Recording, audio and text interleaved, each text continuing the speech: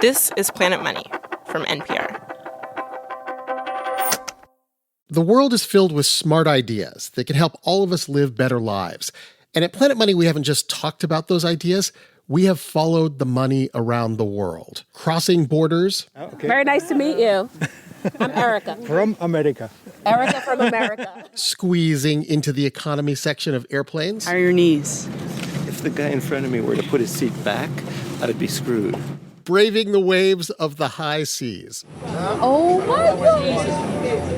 Oh, this is the worst boat ride I've ever been on in my entire life. All of this to meet the people trying to make it in the global economy, from CEOs to a drug dealer in the Netherlands. Ganja boys in the building. Holland, Maastricht. Bang. This summer, pack a bag, because this time you're coming along for the ride. 7 continents, 8 weeks, 1,000 insights.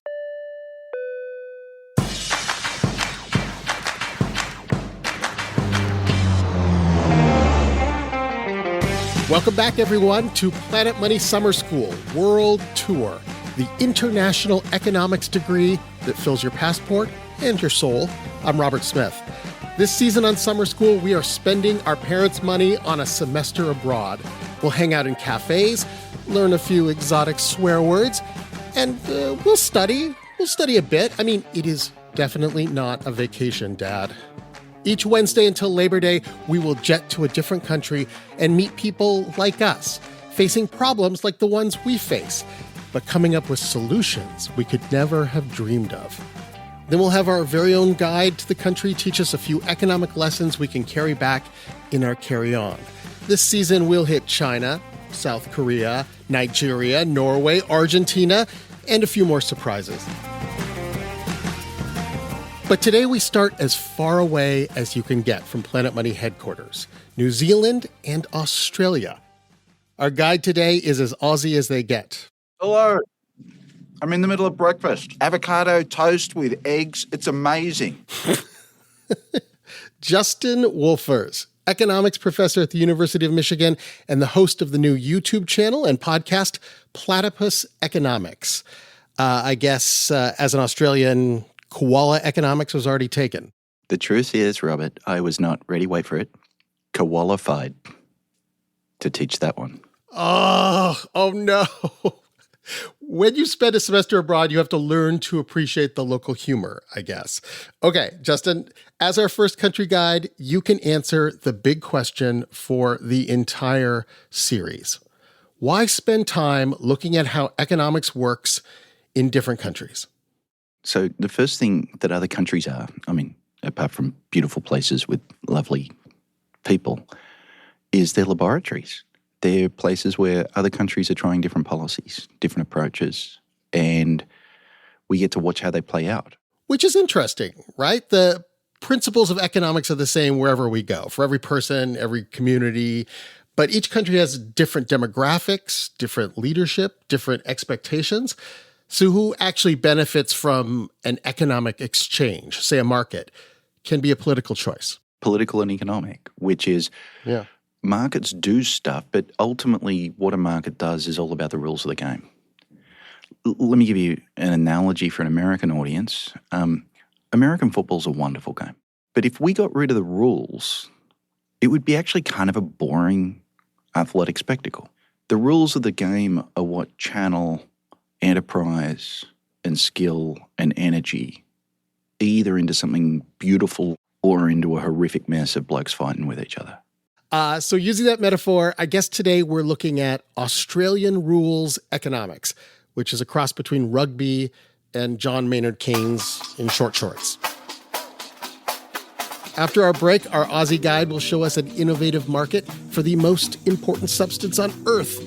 We'll tell you what it is after the break, and we'll hear from a New Zealand jazz musician who also happened to figure out the way that the U.S. uses to fight inflation.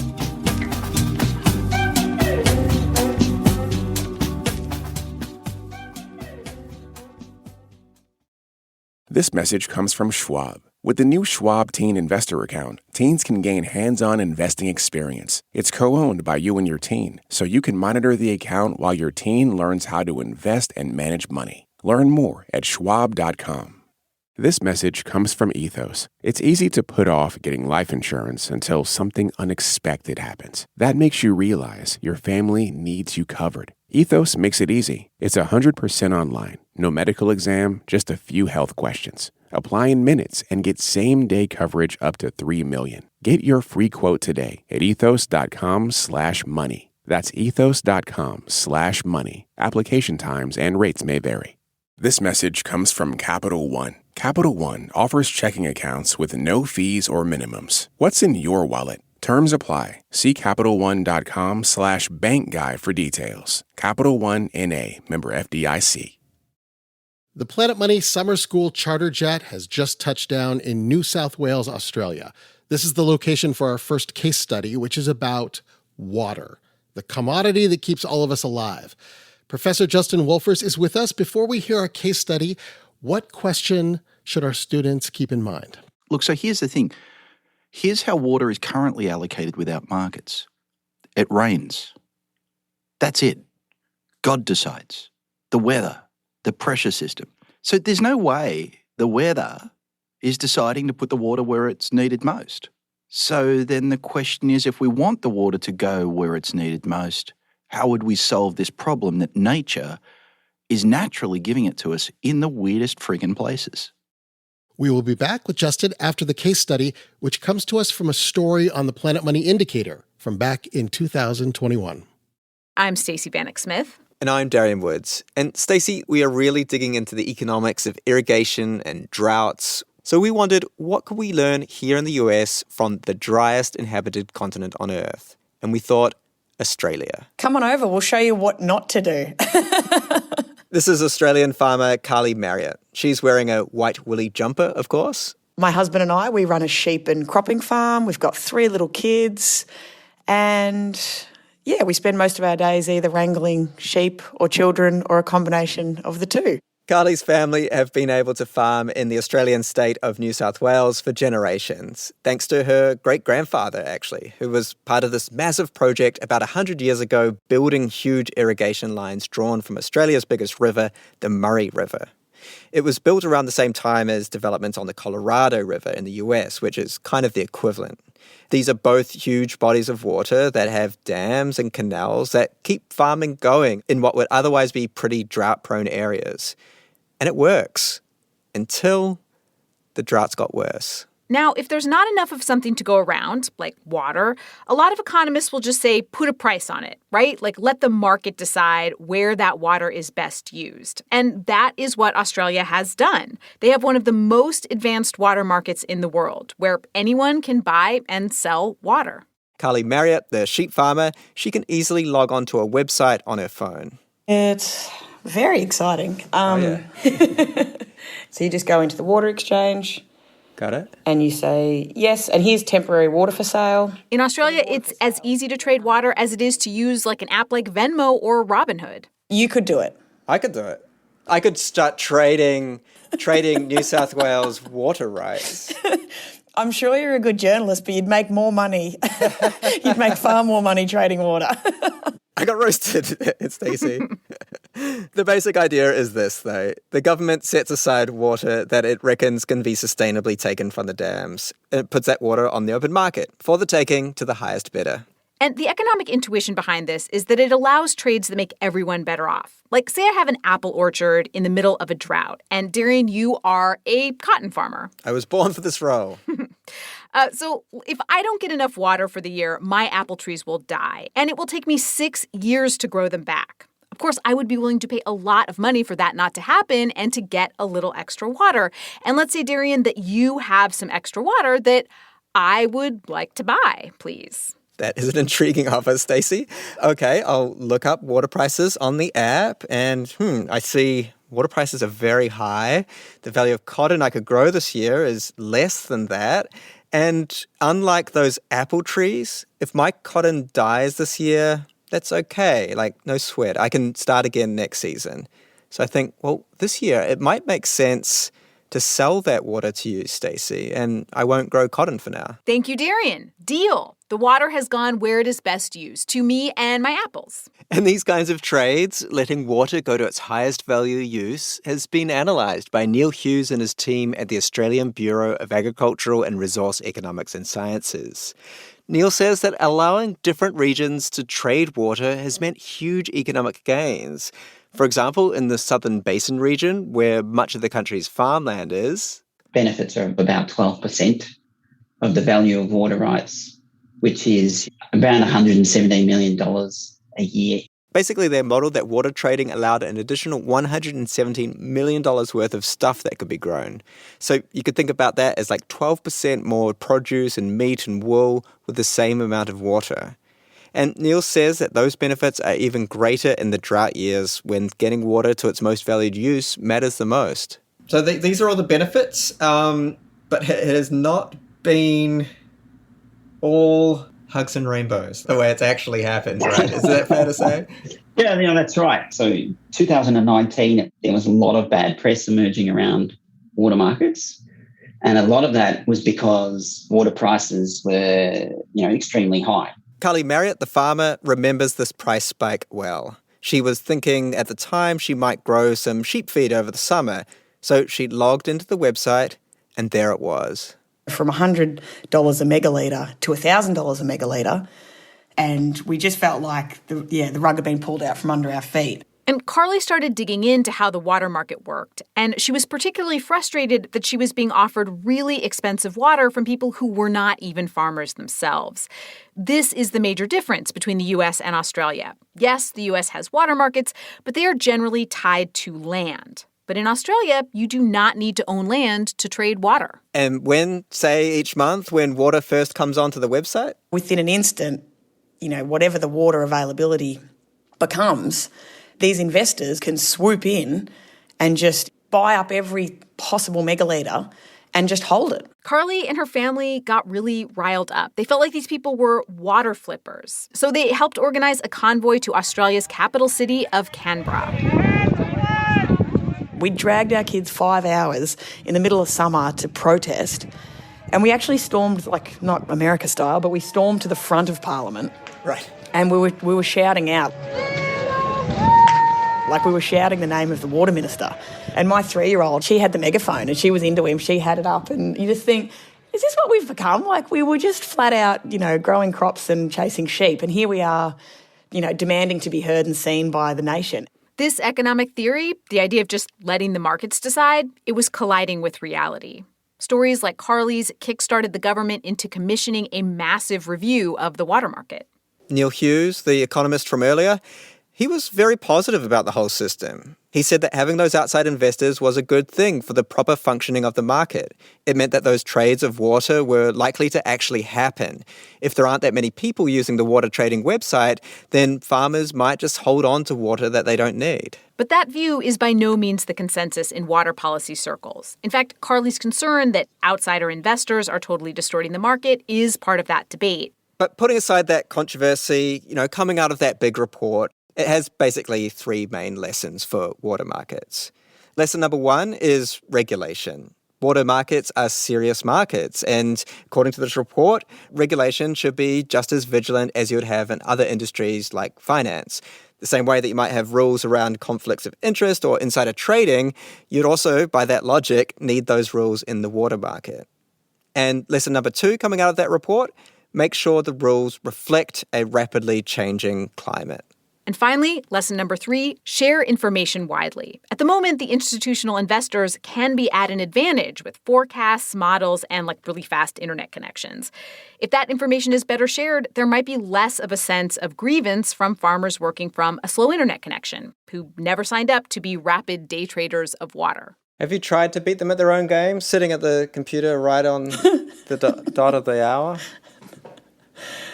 We got better things to do. We grow grass when we can, we feed them grain when we can, we destock when it's not viable, and we no longer have that security that our dads and grandfathers had a couple of generations ago. That indicator episode from Stacey Vanek Smith and Darian Woods in 2021. Of course, we also have along a man who loves his markets, water and otherwise, Professor Justin Wolfers. Hey, Justin. Hey, Robert. So let's go back to a very basic question. What would happen in Australia if everyone just used the water that they needed? They're farmers. They know what they need to grow their crops. You want the crops. Let them just make the decision about what they need and pass on the water to someone else if they don't need it. Hey, look, that sounds lovely. What a great idea. And in a world in which we had more than enough water, that would work. The problem's one of scarcity, which is if the bloke upstream from me uses the water he needs, there's less water left for me. And so if you don't have a market, that bloke's thinking, well, this water's got no value to me, so I may as well use it all. So the bloke who's upstream, he's not only watering his crops, he's having 2 or 3 showers, and he just bought a cold plunge as well. In previous summer schools, we have gone over the economic term for this, which is tragedy of the commons. You should check your notes, students. And Australia's chosen to tackle this problem with a sort of classic solution, a market. So, Justin, what is it about markets that can help combat scarcity? Right. So the question here is, what does a market do? Deep question. And what I tell my economics 101 students is markets reallocate resources to their best possible uses. You got a barrel of water. Who should get it? Well, I can offer you money. The bloke next to me can offer you money. Presumably how much money I offer for it is in proportion to how valuable I would find it for helping my sheep or my crops. And so therefore, if you've got water that's not very valuable to you and it's very valuable to me, then by allowing me to buy it from you, we are reallocating that resource to a better use. But as we heard from the story, there were concerns about the fact that once you have a centralized market like this, then anyone can walk in and trade water, even if they're not farmers, even if they're not in Australia, you can be part of this market. Right. Is that a good thing? Does that help? So this is one of those things that feels bad in your bones, but I want you to get past your bones.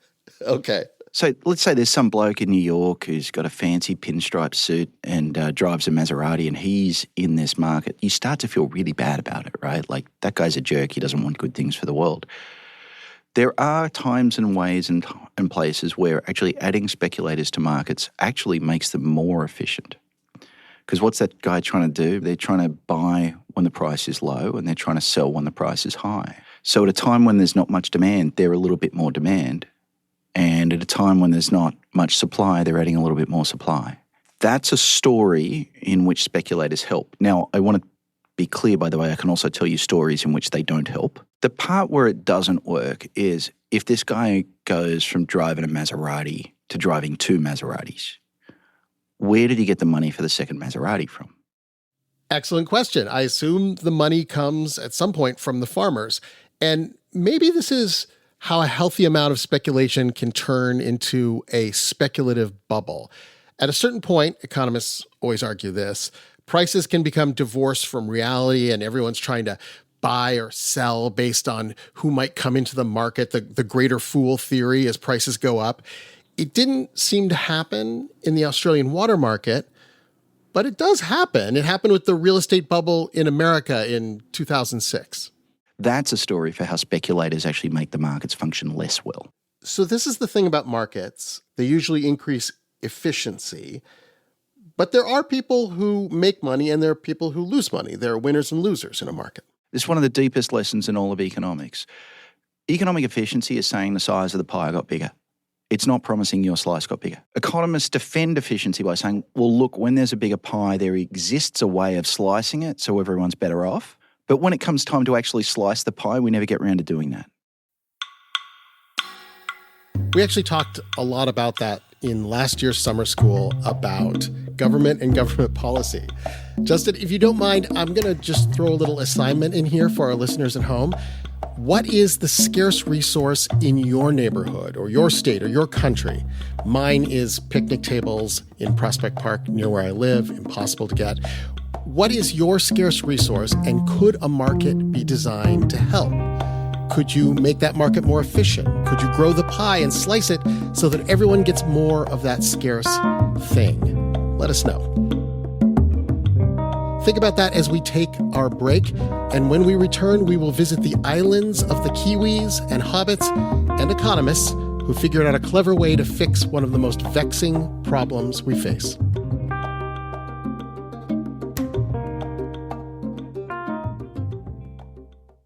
This message comes from American Home Shield. An AHS home warranty helps protect your major systems and appliances no matter how old. Do you have an unreliable AC or a leaky water heater? AHS understands the headache and financial burden of surprise breakdowns. With an AHS home warranty, they'll fix a covered item when it breaks, and if they can't repair it, they'll replace it. Plus, as a benefit to select plans, you can even video chat with a repair expert to help troubleshoot home hassles over the phone. American Home Shield. Don't worry, be warranty.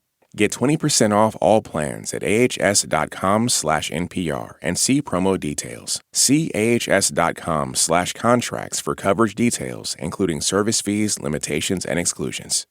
This message comes from Schwab. With the new Schwab Teen Investor Account, teens can gain hands-on investing experience. It's co-owned by you and your teen, so you can monitor the account while your teen learns how to invest and manage money. Learn more at schwab.com. This message comes from Ethos. It's easy to put off getting life insurance until something unexpected happens. That makes you realize your family needs you covered. Ethos makes it easy. It's 100% online. No medical exam, just a few health questions. Apply in minutes and get same-day coverage up to $3 million. Get your free quote today at ethos.com/money. That's ethos.com/money. Application times and rates may vary. It is just a short hop on the summer school jet from Australia to Auckland, New Zealand. And our next case study is about an economic concept that strikes fear and hatred into people around the world. That concept is inflation.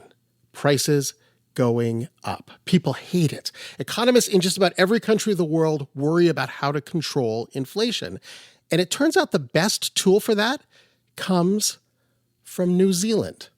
Justin Wolfers, our professor, what should we think about as we listen to this next case study? So there's a weird economic theory that just turns out to be wildly powerful, which is that perception can create reality. Here's the thing. If I believe that inflation's going to be low, I'm going to walk into my shop and I'm not going to raise my prices by very much. If I think inflation's going to be high, then I raise my prices and you raise your prices. And so the perception that inflation would be high creates the reality that inflation will be high. I know you're an economist, but when you talk about it this way, it sounds a little bit like magic and mass delusion. It is magic, but we call it multiple equilibria. No. We cannot spoil it yet. We will define multiple equilibria after our second case study. It was hosted by Karen Duffin and Sarah Gonzalez in 2018. There's this number. It's probably the most important number in the world. This number determines how many people in the U.S. have a job. It has the power to wipe out our savings accounts. This delicate, fussy little number is the inflation rate. A bunch of what the Federal Reserve does all day is try to get this number just right. And for the longest time, the Fed didn't want us to know what number they were targeting. But on January 25th, 2012, the then Fed chair Ben Bernanke told us. The committee judges that inflation at the rate of 2%. Ben Bernanke said the Fed had an explicit goal of keeping this powerful number at 2%. This was a huge shift in American economics. But what we didn't know at the time was that this big bombshell announcement was because one guy in New Zealand decades earlier had proven that sharing your economic secrets is a good thing. His name is Arthur Grimes. Arthur completely reimagined the role of central bankers, changed the way whole countries keep their economies stable. He is one of the most important economists in the world. How do you think New Zealanders view you? They've probably never heard of me, so that's fine. Arthur used to be the chief economist at New Zealand's central bank. He is a current professor of well-being, and he's a jazz musician, a saxophone player. Tenor, saxophone. Yeah, and actually I've got a duo called Duopoly. You'd like that as an economist. So the other guy's got a PhD in economics too, so what else would we call it? For most of Arthur's life, New Zealand had massive inflation, which meant prices were going up and everyone's money was losing value. This can happen when there's too much money floating around an economy and everyone tries to spend it on not enough stuff. And the government had tried everything to lower inflation for nearly 2 decades. There were carless days the government didn't let you drive your car to try to stop gas prices from going up. There was a time the government banned businesses from raising prices for a year. And finally, they turn to Arthur. They say, you're a smart economist. You go find a way to fix this. Go see what other countries do. And around 1985, 1986, they sent Arthur on a trip around the world. When you're in a small country that's on the other side of the world from virtually everywhere, it's just natural for us to actually see what do other people do? How do other people do these things? Arthur meets with a bunch of smart people in the U.S., the U.K., Germany, Canada. They all have different methods for controlling inflation. Some central banks have a monetary supply target, which just means they're capping how much money is printed every year. Others have an employment target, like what's the perfect amount of people with jobs for the healthiest economy. And some have an interest rate target. They're trying to pin down what's the right interest rate for loans. But all these targets were aimed at keeping inflation low. So Arthur thinks, why not just cut to the chase? Let's target the ultimate goal, which is inflation. And it became inflation targeting. Inflation targeting. Set an ideal level of inflation and drive the economy toward that. It took the central bank 3 years to develop this whole new system. But people had talked about inflation targeting before, right? No, not at all. No. Oh.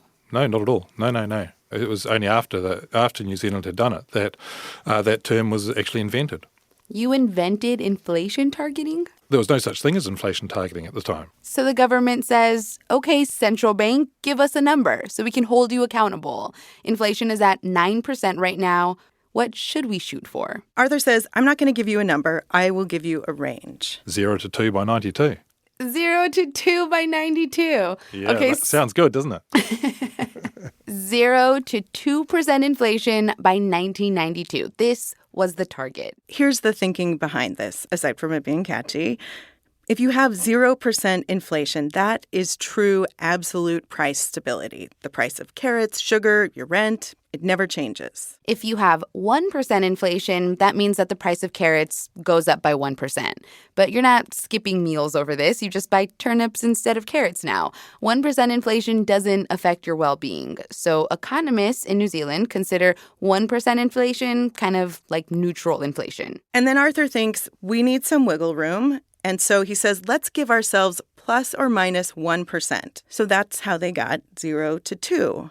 But they knew that reaching this target would be much easier said than done. None of us in our lifetimes almost had experienced 2% inflation. We'd all been brought up with double-digit inflation. It was considered extremely difficult to get to 2%. New Zealand was going to dramatically force inflation down from 9% to under 2%. And having low inflation like 2%, that's good. But the process of bringing it down, that hurts people. It is a painful process. And if they were going to meet their target, they needed someone who could say, I don't care what happens to people. We're doing this and we're not looking back. They chose a guy appropriately named Don Brash. Yep, Don here. This is Don Brash. I had to portray myself as someone who didn't give a fig. You had to present yourself as someone who didn't give a fig?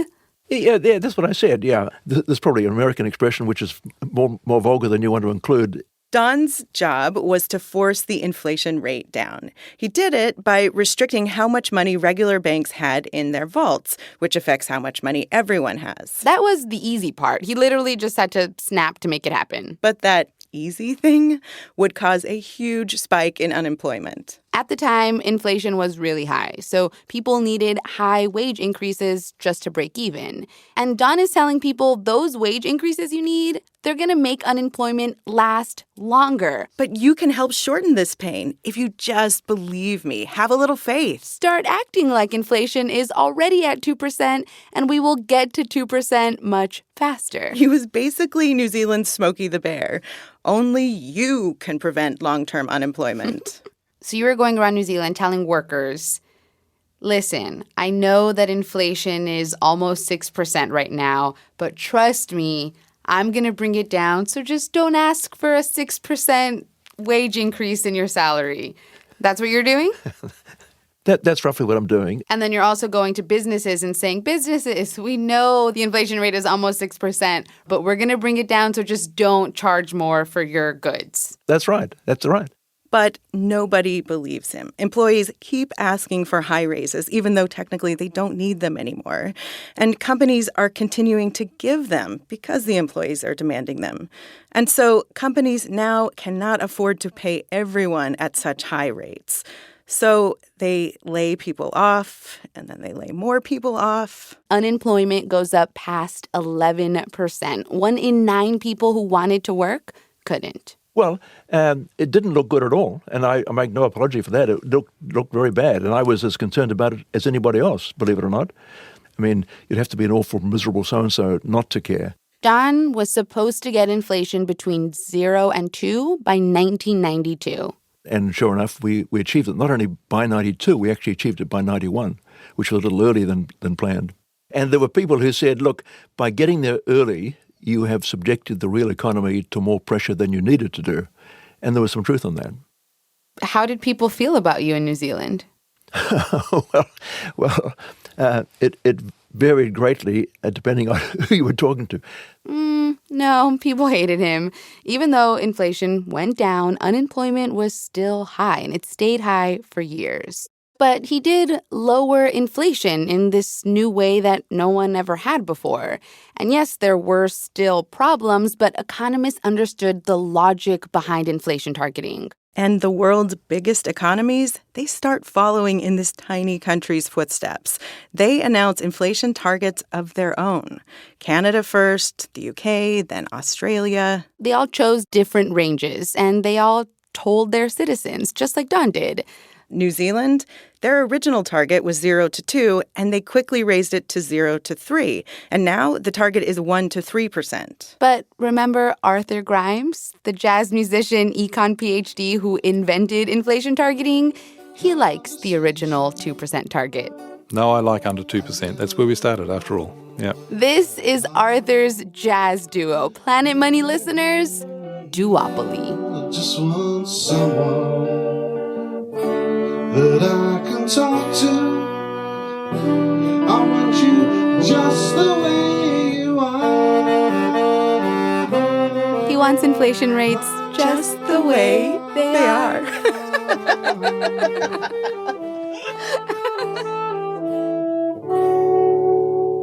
That was the mellow tones of Sarah Gonzalez and Karen Duffin here on Planet Money Summer School After Dark. The inflation rate right now in the United States is 4.2%. 4.2%, yes. That is double what the target is. Where's Don Brash when you need him? Our Aussie economist is back after the break to reveal the secrets of the New Zealand inflation magic trick.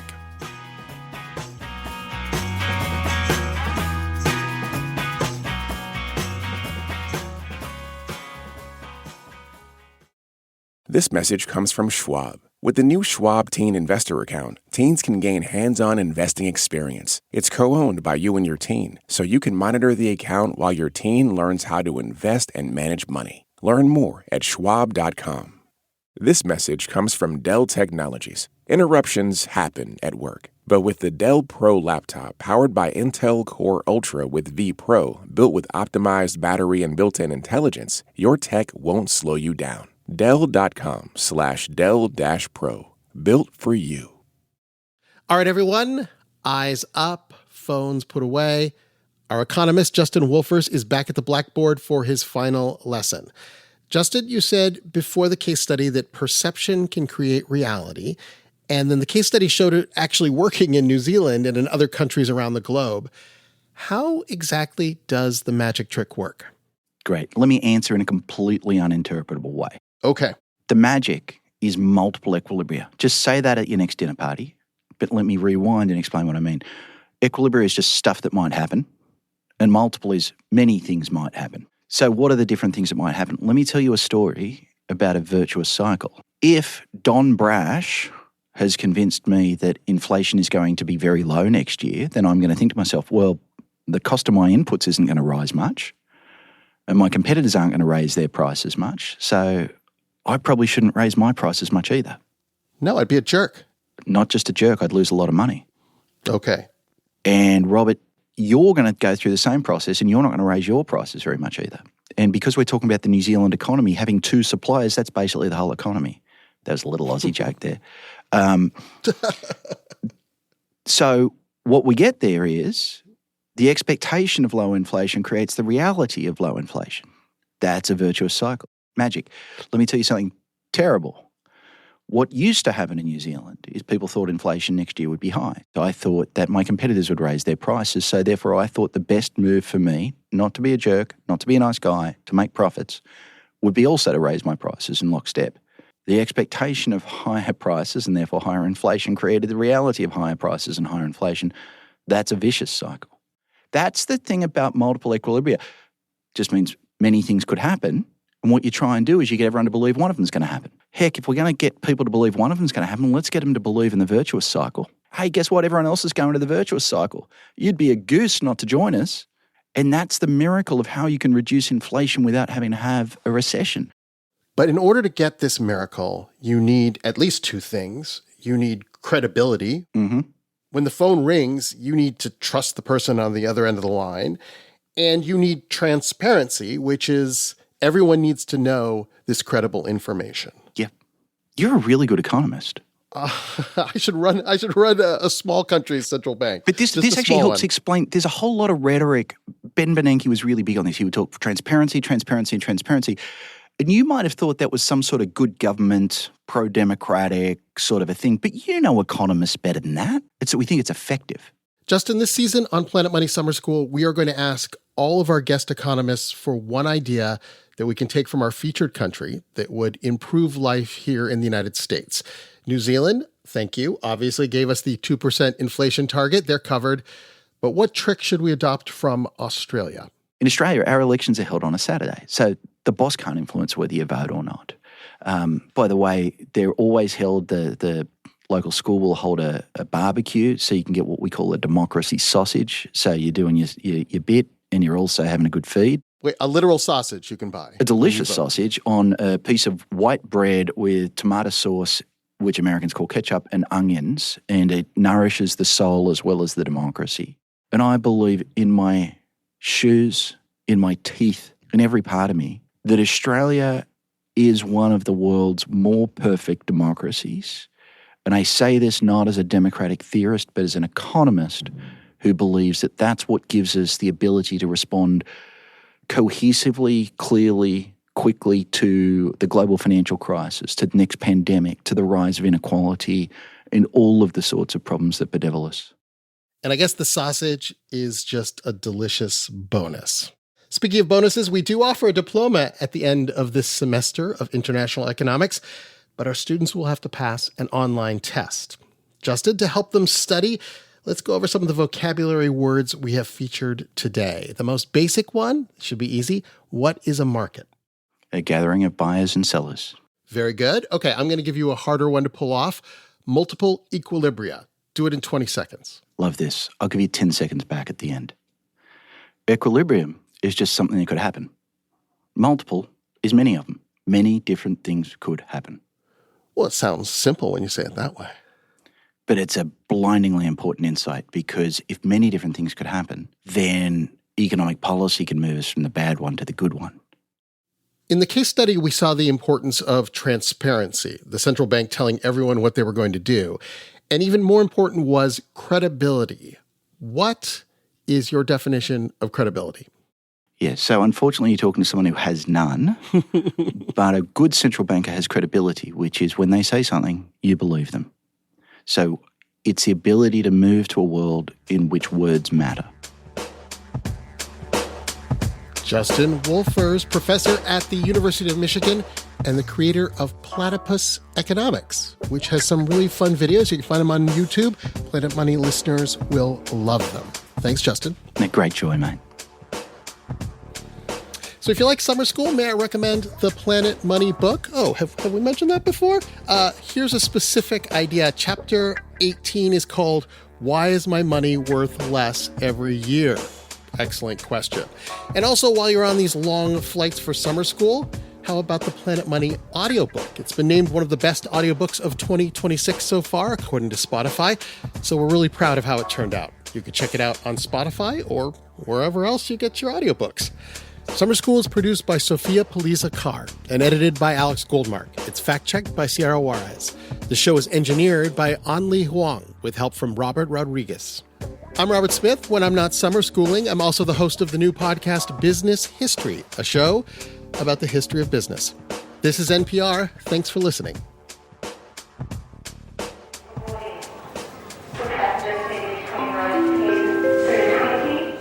This is the final boarding call for any remaining passengers who are getting on the Planet Money flight to Shanghai, China. Please proceed to the gate right away. It's a long flight, so bring some snacks. We'll be taking off next Wednesday.